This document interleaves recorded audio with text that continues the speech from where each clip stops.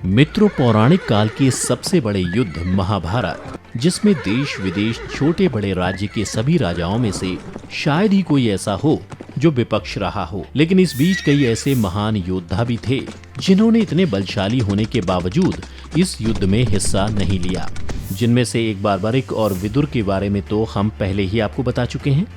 लेकिन क्या आप जानते हैं, एक बलशाली योद्धा ऐसा भी था जिसने इस युद्ध में हिस्सा लेने की जगह तीर्थ यात्रा पर जाने का निर्णय लिया। जी हाँ, यहाँ हम बात कर रहे हैं श्री कृष्ण के दाऊ और बड़े भाई बलराम की। अपने बल और क्रोध के लिए जाने जाने वाले बलराम ने ऐसा क्यों किया, आइए जानते हैं आज की खास वीडियो में। नमस्कार मित्रों, स्वागत है आपका द डिवाइन टेल्स पर। मित्रों, शायद आप इस तथ्य से अवगत नहीं हो कि पांडु पुत्र भीम और धृतराष्ट्र के पुत्र दुर्योधन दोनों के गुरु बलराम ही थे और उन्होंने ही दोनों को गदा चलाने की शिक्षा दी थी।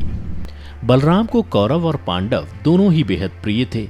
ऐसे में जब पांडवों और कौरवों के बीच महाभारत का युद्ध हुआ तो वे किसी एक का पक्ष लेकर दूसरे के साथ अन्याय नहीं करना चाहते थे। ऐसे में बलराम ने तो श्री कृष्ण को भी यही समझाने का प्रयास किया कि उन्हें भी इस युद्ध में हिस्सा नहीं लेना चाहिए, क्योंकि युद्ध में शामिल दोनों ही पक्ष उनके ही संबंधी हैं। यही नहीं, बलराम ने तो दुर्योधन को पहले ही ये वचन दे दिया था कि महाभारत के युद्ध में श्री कृष्ण और वे स्वयं शस्त्र नहीं उठाएंगे। इसलिए श्री कृष्ण ने भी बलराम के वचन का मान रखा और युद्ध में बिना शस्त्र उठाए अर्जुन का सारथी बनकर हिस्सा लिया। साथ ही श्री कृष्ण ने दाऊ को ये भी समझाया कि धर्म स्थापना के लिए इस युद्ध का होना आवश्यक है। और रही बात संबंधों की, तो इसका एक हल भी मेरे पास मौजूद है। और हल स्वरूप उन्होंने दोनों पक्षों अर्थात पांडवों और कौरवों के सामने ये प्रस्ताव रखा कि तुम्हें मुझे या मेरी नारायणी सेना में से किसी एक का चयन करना होगा।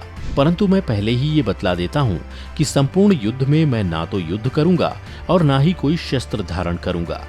यह सुन दुर्योधन ने श्री कृष्ण को छोड़ नारायणी सेना का चयन किया और अर्जुन ने श्री कृष्ण को। एक तरफ जहाँ कौरवों के साथ कृष्ण की नारायणी सेना सहित 11 अश्वरोहिणी सेना थी, वहीं दूसरी तरफ पांडवों के साथ केवल 8 अश्वरोहिणी सेना थी। इसके बावजूद भी बलराम ने युद्ध न करने का प्रण लिया और सरस्वती नदी के तटवर्ती तीर्थों की यात्रा पर निकल गए। बलराम की तीर्थ यात्रा पर जाने से पूर्व के एक वृतांत का वर्णन भी महाभारत में मिलता है, जिसमें इस बात का वर्णन किया गया है कि जिस समय युद्ध की तैयारियां चल रही थीं, उस बीच एक दिन भगवान श्री कृष्ण के बड़े भाई बलराम पांडवों की छावनी में अचानक जा पहुंचे। दाऊ भैया को आता देख श्री कृष्ण, युधिष्ठिर समेत वहां उपस्थित सभी लोग बड़े प्रसन्न हुए। सभी ने उनका आदर किया। उसके पश्चात सभी को अभिवादन कर बलराम धर्मराज के पास बैठ गए और मन में चल रही विडंबना को बताते हुए उन्होंने बड़े व्यथित मन से धर्मराज से कहा कि कितनी बार मैंने कृष्ण को कहा कि हमारे लिए तो पांडव और कौरव दोनों ही एक समान हैं। दोनों को मूर्खता करने की सूझी है, इसमें हमें बीच में पड़ने की कोई आवश्यकता नहीं है। पर कृष्ण ने मेरी एक न मानी।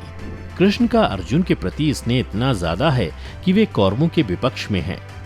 अब जिस तरफ कृष्ण हो उसके विपक्ष में भला मैं कैसे जाऊं?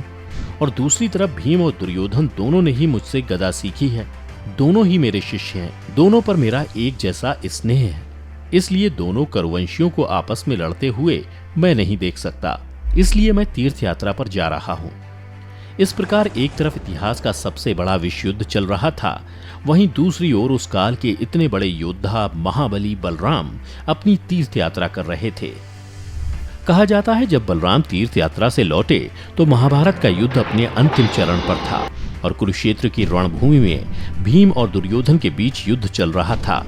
इस दौरान भीम ने श्री कृष्ण के इशारे पर दुर्योधन की जंघा पर गदा से वार किया और गांधारी पुत्र दुर्योधन वहीं गिर गए। दुर्योधन को पराजित होता देख बलराम क्रोधित हो उठे और कहने लगे, श्री कृष्ण, राजा दुर्योधन मेरे समान बलवान थे। गदा युद्ध में उनकी समानता करने वाला और कोई नहीं। छल पूर्वक ये अन्याय करके केवल दुर्योधन को नहीं गिराया गया, बल्कि मेरा भी अपमान किया है। ये कहकर महाबली बलराम अपना हल उठा भीमसेन की ओर दौड़े और उन्हें सजा देने की बात करने लगे। बलराम को इतना क्रोधित देख श्री कृष्ण ने बीच बचाव किया और दाऊ बलराम को याद दिलाया कि धर्म और अधर्म के बीच जब युद्ध लड़ा जा रहा था तब आपने समय की इस चुनौती को स्वीकार नहीं किया। ऐसे में अब आखिरी चरण में वापस आकर आपका इस तरह की युद्ध के नतीजों को प्रभावित करना उचित नहीं है। भगवान श्री कृष्ण के मुख से ये वचन सुनकर बलराम जी शांत तो हो गए, परंतु उनके मन को अभी भी संतोष नहीं हुआ और वह सबके सामने अपना रोष प्रकट करते हुए बोले, राजा दुर्योधन को अधर्म पूर्वक मारकर पांडुपुत्र भीमसेन इस संसार में कपट पूर्ण युद्ध करने वाले योद्धा के रूप में विख्यात होंगे, जबकि दुर्योधन जिसने सरलता से युद्ध किया और उसी अवस्था में मारा गया, उसे सनातन सदगति प्राप्त होगी। ऐसा कहकर वे वहां से चले गए। यह घटना बलराम के दुर्योधन के प्रति उनके स्नेह को स्पष्ट रूप से दर्शाती है। अंततः श्री कृष्ण ने निहत्थे होकर भी पांडवों को विजय दिलवा दी। इस प्रकार श्री कृष्ण ने एक तरफ तो बलराम के वचन का मान रखा और इसके साथ ही युद्ध में हिस्सा भी लिया। यह होना स्वाभाविक भी था, क्योंकि जहां धर्म की बात आती है वहां श्री कृष्ण धर्म को सर्वोपरि रखते हुए हमेशा धर्म के साथ खड़े नजर आए, फिर चाहे उनके सामने कोई उनका अपना ही क्यों ना हो।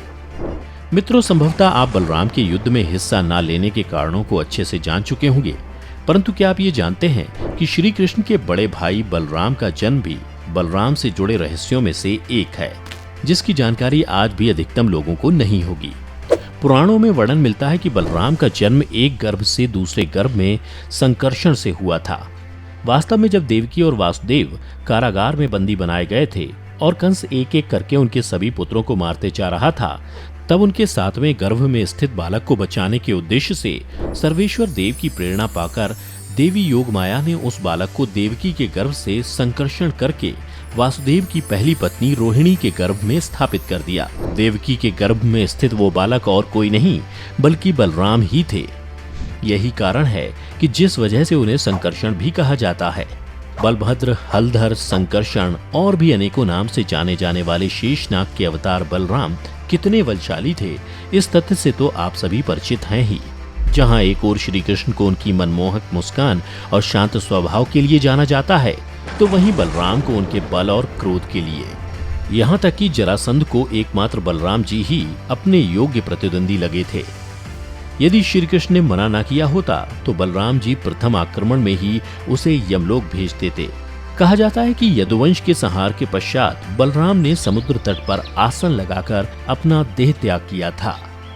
मित्रों, आपको हमारी आज की ये जानकारी कैसी लगी, नीचे कमेंट करके अवश्य बताएं। ऐसी और धार्मिक और आध्यात्मिक जानकारी के लिए हमारे YouTube channel the divine tales को सब्सक्राइब करना ना भूलें और फेसबुक पर देखने वाले लाइक करें हमारे फेसबुक पेज को।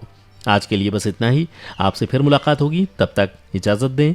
आपका बहुत बहुत शुक्रिया।